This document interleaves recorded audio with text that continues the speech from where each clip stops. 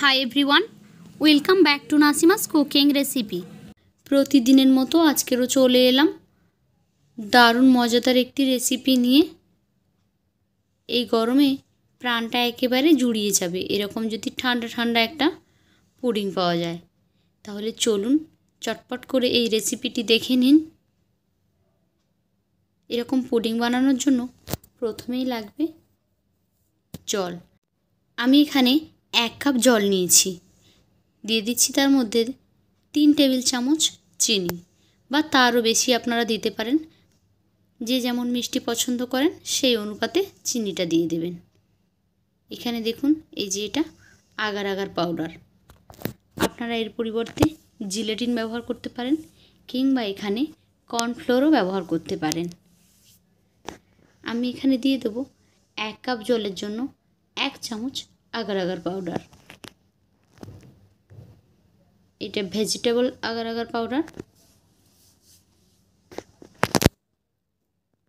যারা ননভেজ পছন্দ করেন না তারা এটা ইজিলি ব্যবহার করতে পারবেন।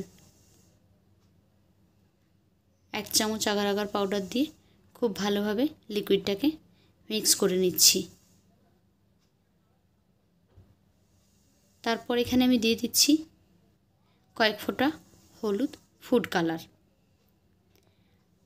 আমি আজকে ম্যাঙ্গো ফ্লেভারের বানাবো, সেই জন্য এখানে হলুদ ফুড কালার দিলাম। দিয়ে দিলাম ম্যাঙ্গো এসেন্স। এখন লিকুইডটাকে আবারও মিক্স করে নিচ্ছি। একটু ফুটে ওঠা পর্যন্ত অপেক্ষা করব। দেখুন এই যে ফুটে উঠেছে। এবার গ্যাসটা আমি বন্ধ করে দিচ্ছি। এরকম একটা মোল্ডে করে আমি লিকুইডটাকে ট্রান্সফার করে দিচ্ছি। এখন এটা ঠান্ডা করতে দেব।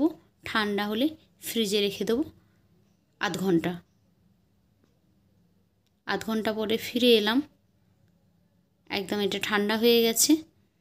আমি এভাবে একটা কাটার দিয়ে কেটে নিচ্ছি।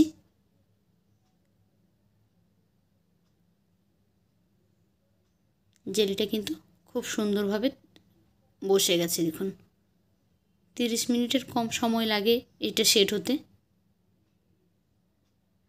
আমি মোল্ড থেকে উঠিয়ে নিচ্ছি। একটু বড় সাইজ রেখেছি।